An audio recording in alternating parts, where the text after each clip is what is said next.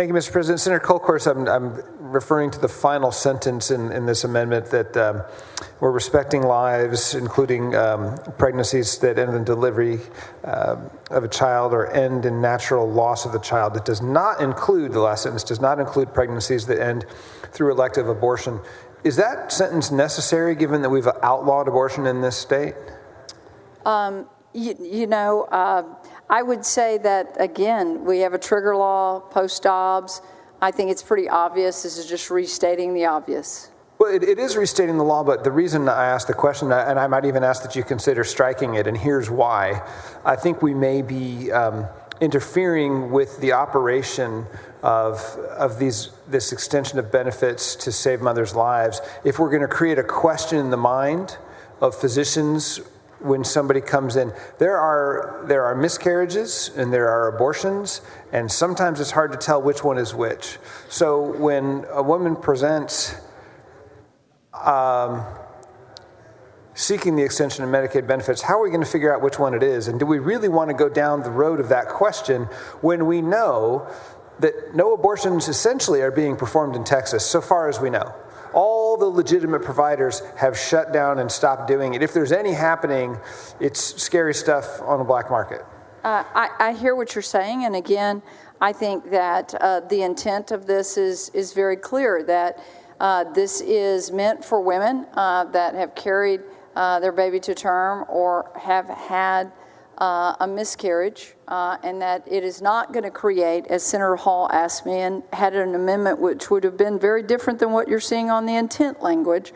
Again, trying to work enough language that we can get this done through a state plan amendment, but also respecting the position of where our state is. And so this has been an effort in working with many members today on getting to a better place. And just so I understand the rest of the amendment, is it intended to include or exclude miscarriages? The intent is to include miscarriages, and I do trust the judgment of doctors. And I don't know how many women who have an abortion go see a doctor again and say, oh, by the way, I need Medicaid. I think we're restating the obvious. And again, different. And this bill looked a lot different 2 years ago, and it was drafted like that originally. I was blessed to carry 133. This is giving, again, allaying some concerns that I've heard from members that will be voting tonight, as well as making sure that I think we have the language there for what we need to advance on a state plan amendment.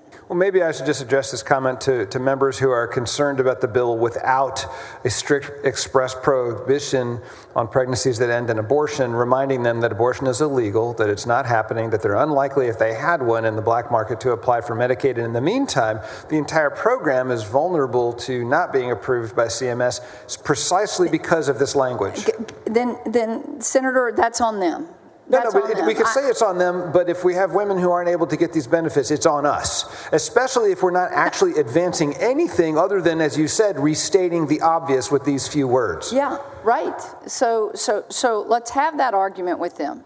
I really believe I don't want to gamble with women's lives in that argument, so I wish you'd take these words out. So I respect that. I'm really working through something that's very complicated on this floor with a number of members, and I mean, like I said, not often do we work a sheet like we work a sheet, and this is where we are tonight. I hope some of them will rush up to you after I set down this microphone. I understand the political process. I doubt they will, but maybe they will. So I'll set the microphone down and we'll see. Thank you, Senator Kolkhorst. Thank you, Senator Johnson.